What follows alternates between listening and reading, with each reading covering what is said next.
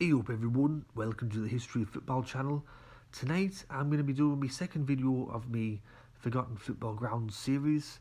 In episode 1 I talked about the Stadio Delle Alpi, which was the former home ground of Olympique Lyonnais, and I asked some of my viewers which ground would you like me to talk about next, and one of my viewers, Pro Enzo Vids, suggested the ground and I says that I'd do it. So the ground that I'm going to be talking about tonight is the Stadio Delle Alpi, which is the former home ground of Juventus and Torino between 1990 to 2006.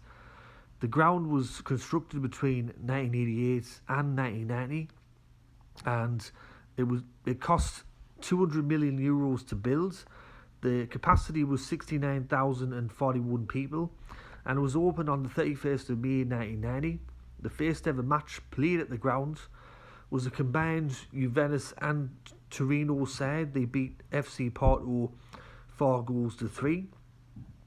The ground was also constructed to host athletics. There was an athletics track that went around the ground, but strangely enough, because there was no actual warm-up track, they never had a athletics event at the ground, despite there being an athletics track going around it.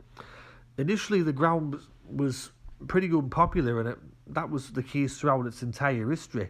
And by 1994, Juventus were actually looking to leave the ground, and the following year they moved some of their European matches to the San Siro in Milan in favour of playing at the Stadio Delle Alpi, because obviously they got bigger crowds and bigger revenue playing at San Siro than they did at their own home ground. By 2002, though, Juventus decided to buy the ground outright. They bought it for €25 million, and the next year, Torino, the other occupants of the ground, they were banned from playing inside the stadium for 3 months due to crowd trouble. They weren't allowed to play any matches in their home ground. Despite the ground holding 69,041 people, that was the official capacity, 73,583 people showed up in 2003 for the semi-final second leg of the Champions League between Juventus and Real Madrid. So I'm not too sure where they decided to fit 4,000 extra people into the ground. The lowest attendance at the stadium was in a Coppa Italia match in the 2001-2002 Coppa Italia campaign. Juventus played against Sampdoria, and only 237 people showed up, which is embarrassing. As I mentioned previously, with this stadium, it was very unpopular throughout its entire history, and that's due to a few obvious reasons. The athletics track being there, you were very far away from the action. The ground was exposed to the elements, so in winter it would be bitterly cold, and you'd get the winds coming in as well. Also, the way the stands were constructed, in some parts of the grounds you couldn't really see the match properly because there was advertising hoardings and there was other people and other things in your road, so you couldn't see the ground properly.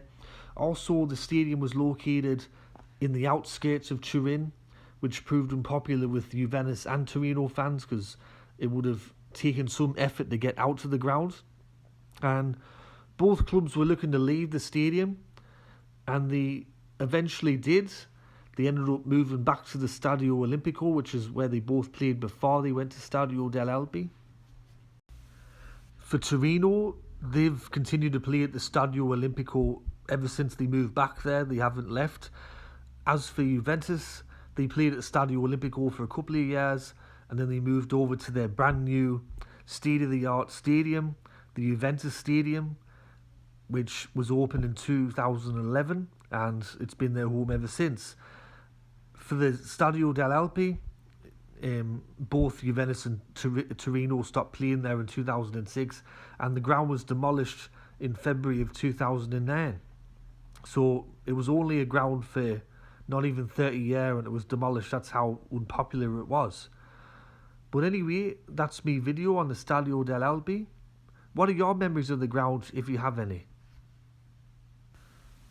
I think one memory that I have, which sticks out, even though I was quite young, is the England against West Germany semi-final in the World Cup 1990, Italia 90, where you had Gaz's tears and he got the yellow card, and he started crying. I always remember that. And the ground did host 5 World Cup games in total at that Italian night. It was a memorable tournament for England, and my other memories of the ground were seeing a lot of empty seats, and